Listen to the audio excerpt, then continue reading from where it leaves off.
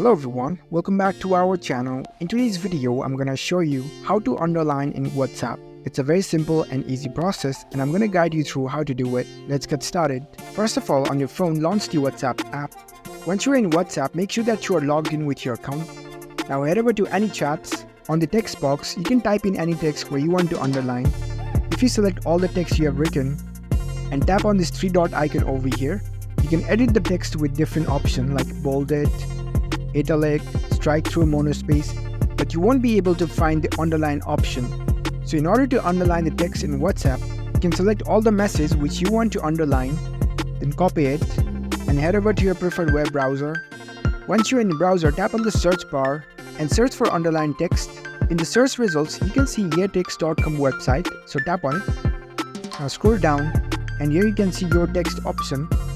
Tap on it. Now paste your messages over here.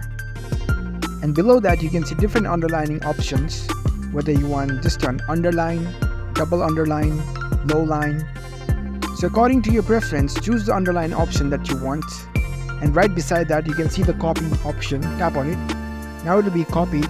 Now head back to your WhatsApp chat. Now paste the text you just copied and send it. And there you go. That's how you can underline text in WhatsApp.